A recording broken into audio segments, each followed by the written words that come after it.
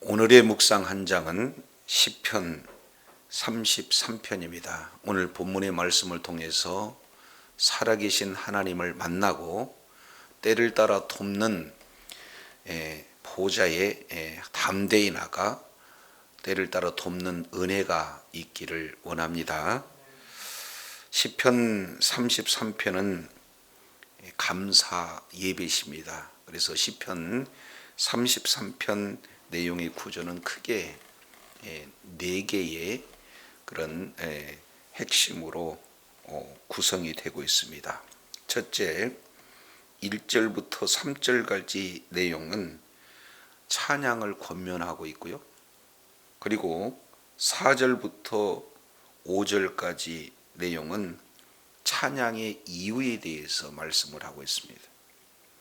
그리고 6절부터 19절까지는 다양한 찬송의 주제들이 소개가 되고 있어요.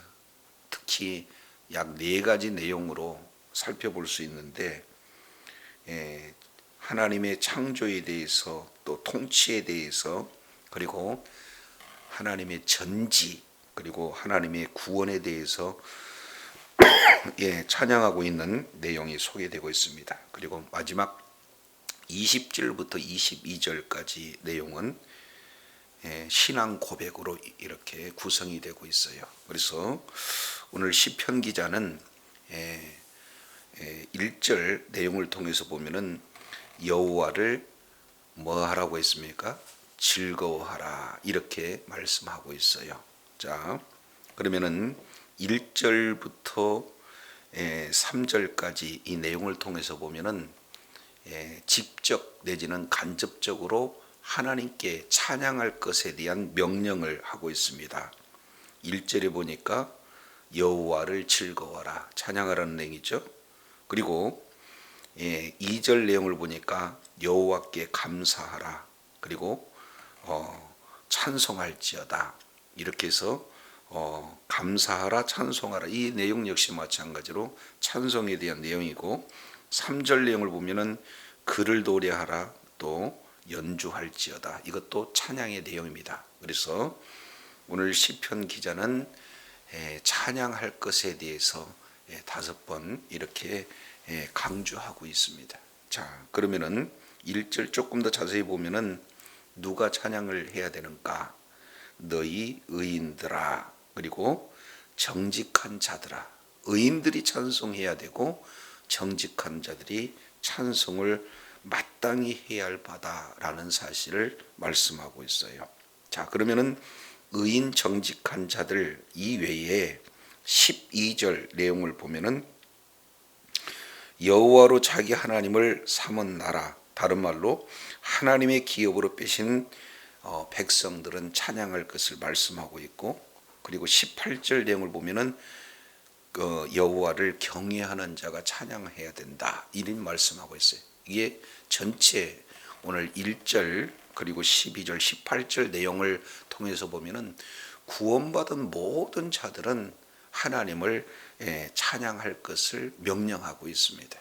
그래서 구원받은 모든 자는 찬양해야 할 이유 크게 2가지로 살펴볼 수 있는데 이사야서 43장 21절 내용을 보면은 하나님께서 우리를 구원해 주시고 창조하신 그 목적이 뭡니까?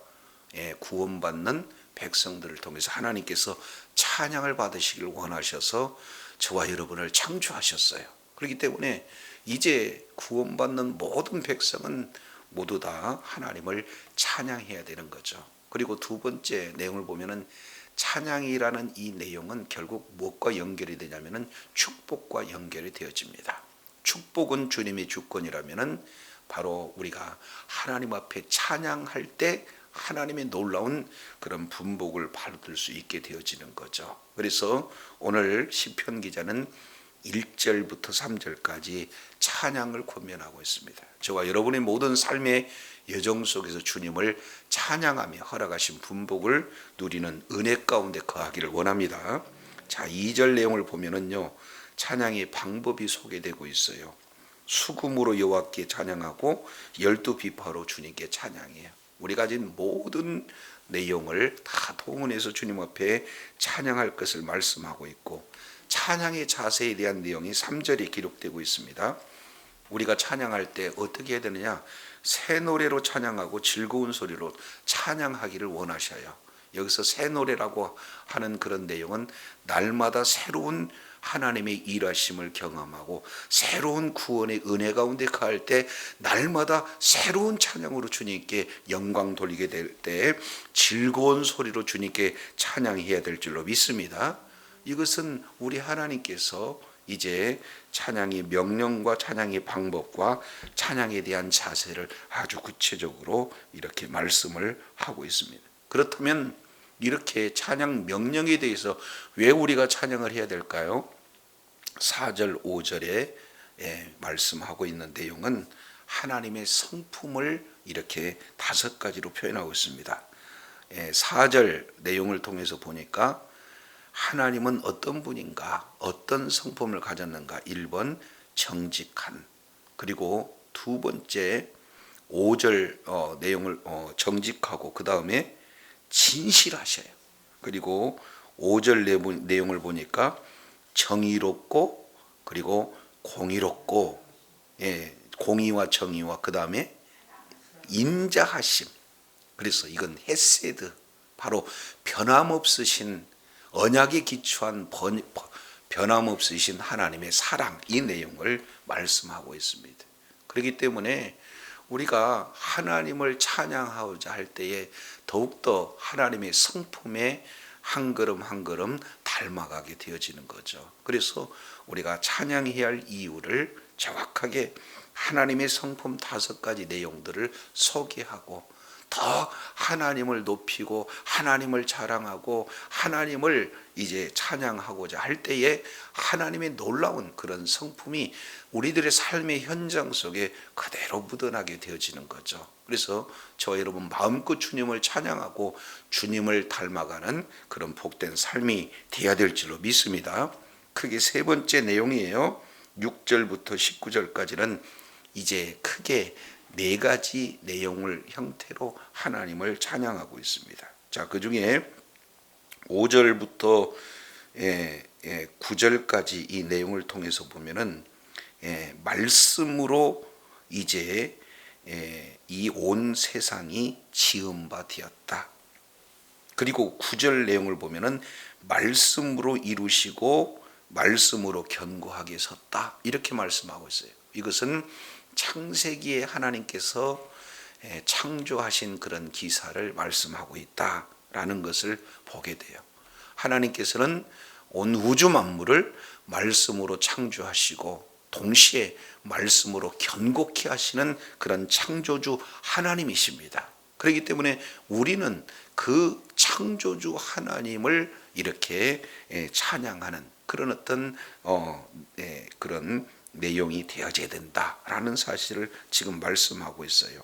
자, 조금 더 자세히 살펴보면은 6절에 하늘도 창조하셨다. 그리고 7절 내용을 보니까 바닷물도 창조하셨다.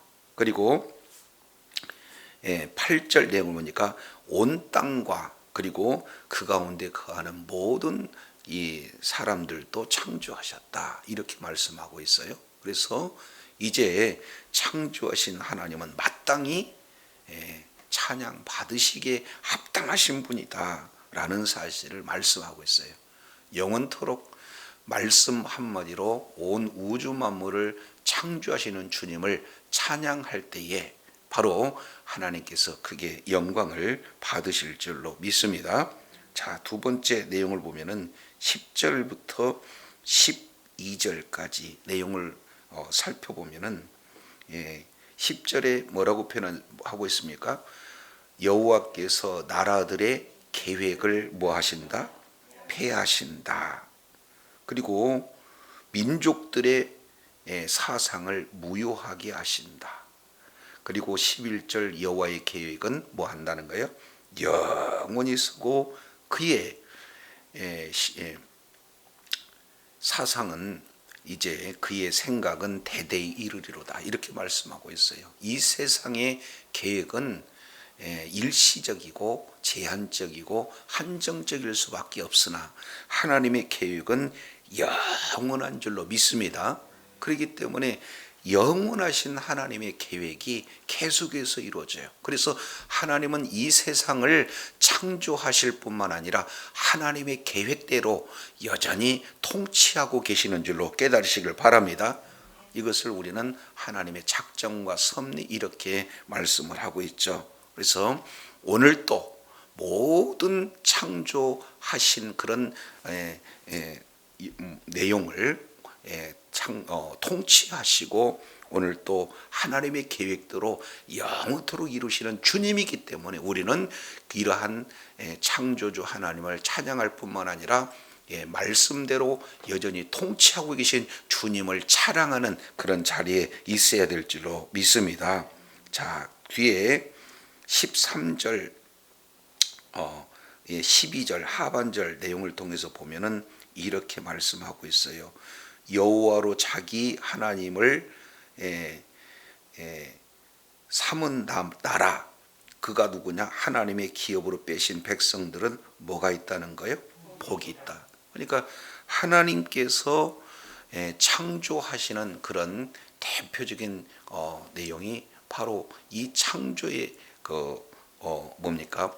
통치할 수 있는 그런 왕 같은 제사장으로 위임받은 존재가 누구예요? 저와 여러분이에요. 이것은 출애굽기 19장 5절 6절 이 시내산 언약에 자세히 기록하고 있습니다. 그래서 하나님께서 이제 창세기 1장 28절 내용을 통해서 문화명령을 하고 계시죠.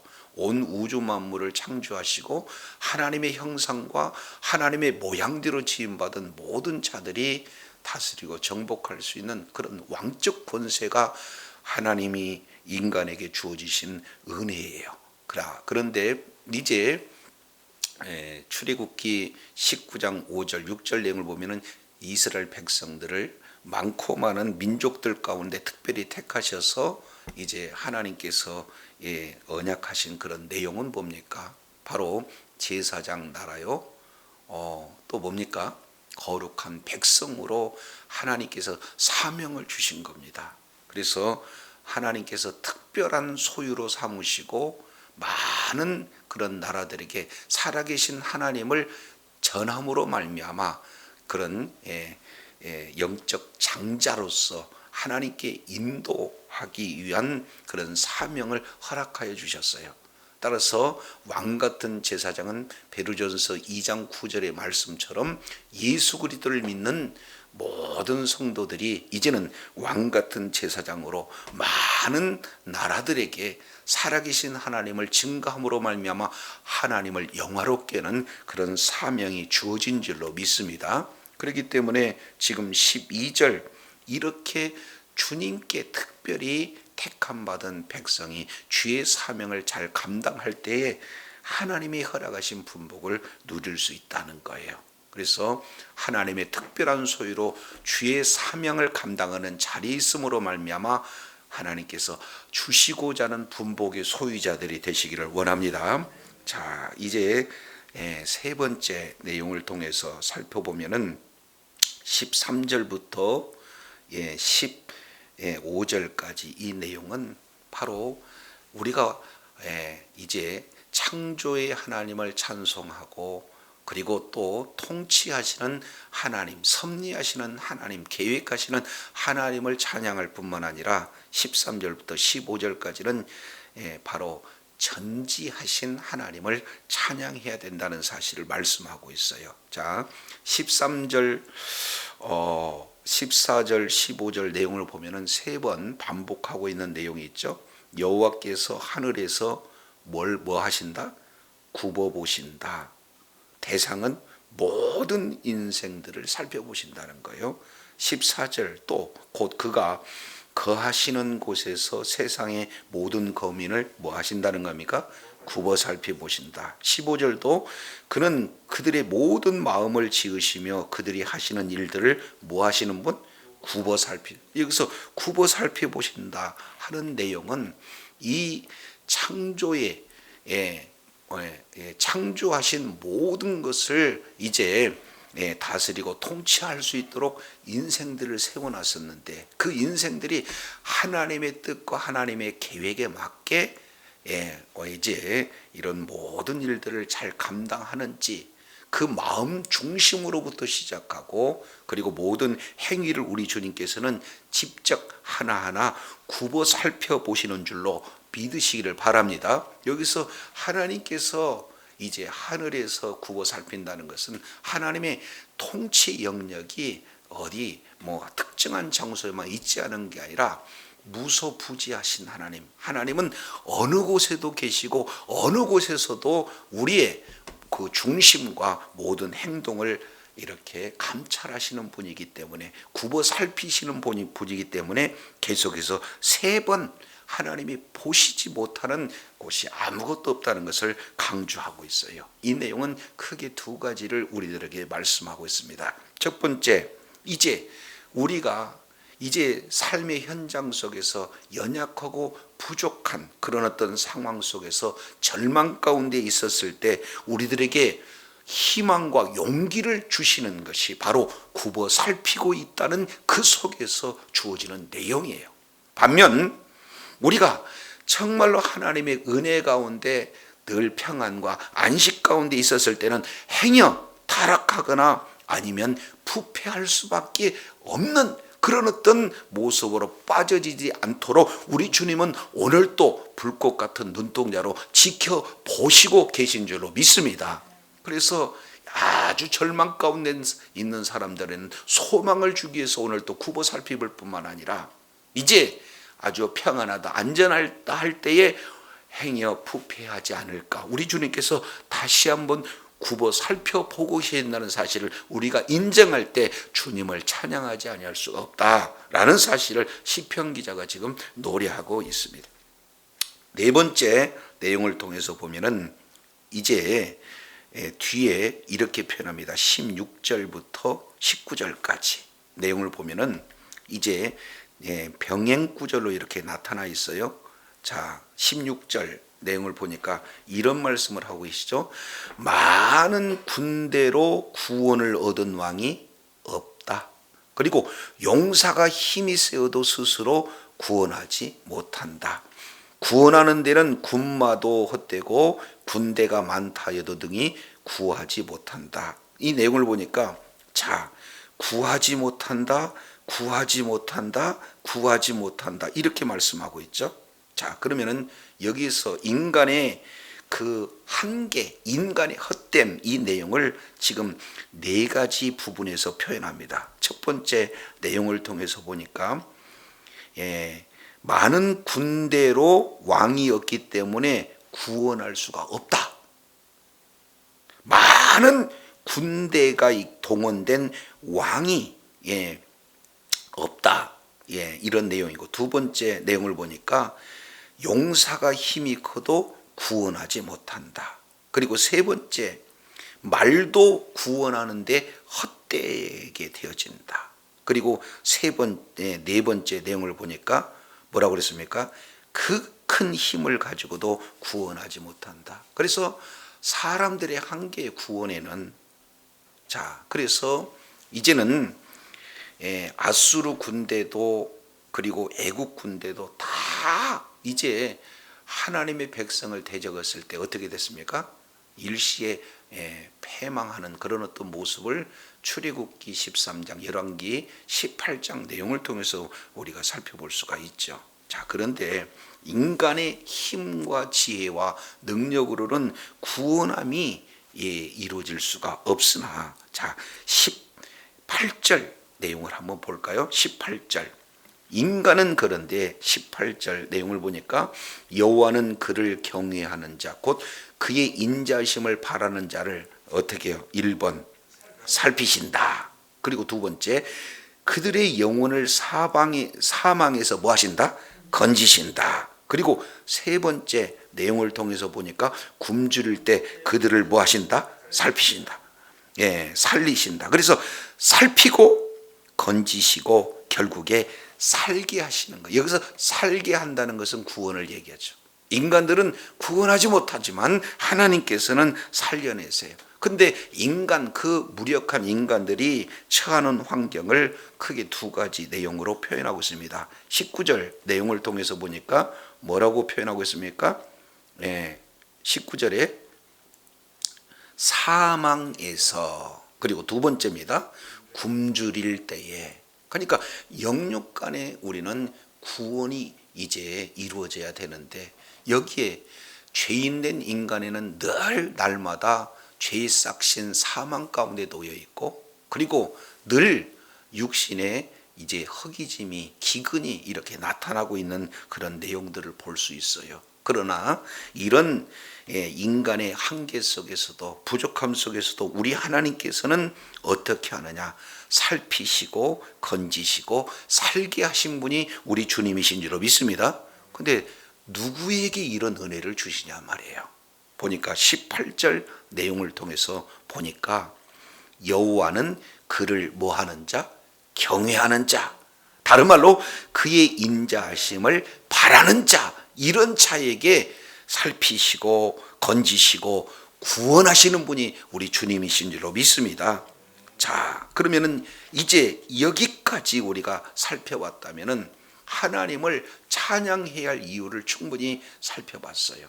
하나님을 찬양하라. 찬양하는 이유는 그 하나님의 5가지 성품을 우리가 담기 위해서 찬양하게 되어지는 거. 찬양의 구체적인 내용을 봤더니 하나님이 창조하시는 창조주이기에 오늘 또 여전히 이제 다스리고 통치하시는 그런 통치자이시기 때문에, 그리고 모든 것에 전지전능하셔서 우리를 지금 돌보고 계시기 때문에, 그리고 그 주님의 구원의 능력을 통해서 우리를 구원하시기 때문에 우리를 찬양한다라는 사실을 우리가 살펴봤어요. 그러면 시편 기자는 결국에 이렇게 하나님을 찬양해야 할 그런 어떤 내용 가운데 결론적인 부분 20절부터 22절까지 뭐 하고 있습니까? 신앙 고백이 이루어지게 되어지는 거예요. 그래서 지금까지는 용어 자체가 너희 이런 어떤 부분들로 이렇게 강조했다면 20절부터는 이제 대상의 명칭이 달라집니다. 그래서 20절 우리 2번, 21절 우리라는 표현이 2번, 그리고 22절 우리라는 표현이 2번, 계속해서 6번 우리라는 내용들이 강조되고 있는 것을 보게 되어져요. 자, 그렇다면 우리는 어떻게 해야 됩니까? 우리의 신앙 고백은 어떻게 이루어지는 거예요? 20절 내용을 보니까 우리 영혼이 누구를 바라야 되는 겁니까? 우리의 소망은 다른 데 있지 않아요. 인간으로는 한계가 있습니다. 하나님께서는 우리를 구원하시는 분이에요. 우리께 구원을 해주시고 또 우리에게 찬양 받으실 분이 누구입니까? 바로 우리 하나님이에요. 그래서 우리 영혼의 가장 소망은 누구냐? 우리가 발휘할 대상이 누구냐? 여호와인 줄로 믿습니다. 이유는 그 뒤에 다시 한번 말씀하고 있죠. 20절 하반절 내용을 보니까 우리의 도움이, 진정한 도움이 누군가, 그리고 우리의 진정한 방패가 누구신가? 그분은 바로 여호와 하나님. 그렇기 때문에 우리는 우리의 소망이 여호와 하나님이 되어진다는 것을 강조하고 있어요. 다시 한번 21절 내용을 보니까 우리 마음이 그를 뭐한다? 즐거워한다. 우리가 그의 성호를 의지하였기 때문이로다 하고, 바라고 의지의 대상은 누구냐? 바로 여호와 하나님이요, 여호와 하나님의 성호, 여호와의 하나님의 이름 그 자체가 바로 여호와의 존재요, 여호와의 인격이기 때문에 우리가 여호와 하나님을 의지해야 된다는 사실을 말씀하고 있습니다. 참, 22절 하반절 내용을 보니까 이렇게 표현하고 있죠. 여호와여, 우리가 주께 뭐한다? 바라는 대로 주의 인자하심을 우리에게 베푸시옵소서 하고 마지막 신앙 고백을 이렇게 진행하고 있어요. 그러면 여기서 공통적인 내용은 뭡니까? 20절에 여호와를 바란다, 21절에 여호와를 의지한다, 22절 여호와를 바란다. 그러니까 결국 우리의 소망의 대상은 누구냐? 여호와 하나님이에요. 왜 그럴까요? 내용을 보면은 여기에 18절 내용을 보니까 여호와를 경외하는 자는 그 인자하심을 뭐하는 자를 살피신다? 바라는 자, 인자하심을 바라는 자. 그러니까 여호와 하나님의 무엇 때문에 우리가 소망이 되어야 되느냐? 인자, 이것을 헤세드 이렇게 표현해요. 자, 그리고 22절 하반절 내용을 보니까 주의 무엇을 우리들에게 베푸더라고 지금 기도하고 있습니까? 주의 인자하심. 그래서 주의 인자하심과 주의 인자하심이 다 에워싸고 있어요. 그리 에워싸고 있고 그 가운데 20절부터 22절까지 하나님을 바란다, 하나님을 의지한다, 하나님을 바란다 반복적으로 말씀하고 있어요. 그래서 우리는 하나님을 의지하고 하나님께 소망을 두는 것은 어떤 이유냐? 하나님께 뭐가 있기 때문에? 하나님의 인자하심. 이 내용은 히브리어로 헤세드 그래요. 헤세드라는 것은 하나님이 약속하신 그런 약속을 이루시기까지 변함없이 신 그런 하나님의 사랑을 말씀하고 있어요. 하나님은 사랑이셔요. 하나님은 언약의 근거에서 오늘 또 영원토록 그 사랑이 변함없으신 줄로 믿습니다. 그렇기 때문에 언약의 근간 이제 신실하신 하나님을 우리가 의지할 때에 우리 주님은 사람이 구원할 수 없으나 하나님께서는 오늘 또 모든 삶의 영역 속에서 우리를 구원해 주실 줄로 믿습니다. 그 구원의 하나님은 우리를 불꽃 같은 눈동자로 오늘 또 보고 계시고 오늘 또 온 우주 만물을 통제하시며 말씀으로 창조하시는 주님이기 때문에 저와 여러분은 우리 하나님을 찬양할 수 있는 그런 존재로 세움을 받은 줄로 믿습니다. 그래서 하나님을 더욱 찬양하면 찬양할수록 우리 하나님의 성품 정직을 닮아가고 진실을 닮아가고 정의와 공의와 인자심을 더욱더 닮아가기 때문에 우리는 있는 그곳에 주님을 찬양할 때 하나님께서 크게 영광 받으실 줄로 믿습니다. 사도 바울이 공경 속에서도 감옥 속에서도 우리 주님을 찬양했어요. 그리고 아주 매맞은 환경 속에서도 주님을 찬양했습니다. 찬양의 대상이었고 찬양의 그런 어떤 시간이었고 찬양의 여러 가지 제약 요소가 없어요. 주님을 찬양할 때에 우리 하나님께서는 이제 창조의 목적을 통해서 크게 영광 받으실 뿐만 아니라 찬송 그 자체가 곧 축복의 통로임을 알고 마음껏 주님 앞에 찬양으로 영광을 올려드리고 허락하신 분복도 다 받아 누리는 지혜자요 능력자요 축복자들이 다 되시기를 예수 이름으로 축원합니다. 기도하겠습니다. 하나님 아버지 감사합니다. 오늘 찬양 예배시로 시편 33편 내용을 살펴보면서 이제 여호와를 찬양할 것에 대한 5번의 명령을 통해서 우리가 명령에 순종해 찬양할 때 우리 하나님께서는 이제 창조의 목적대로 찬양을 통해서 영광 받으실 뿐만 아니라 하나님 그 찬양 자체가 하나님의 축복의 그런 통로가 되어진다는 놀라운 은혜를 다시 한번 일깨워 주셨사온즉 늘 삶의 여정 속에 주님을 찬양하는 자들 되게 하여 주옵소서. 아버지 찬양할 때의 자세와 그런 방법에 대한 구체적인 말씀을 하고 있사오니 날마다 아버지의 구원하시는 주님을 또 이렇게 만나고 새로운 찬양으로 즐거움으로 찬양하는 저희들 되게 하여 주옵소서.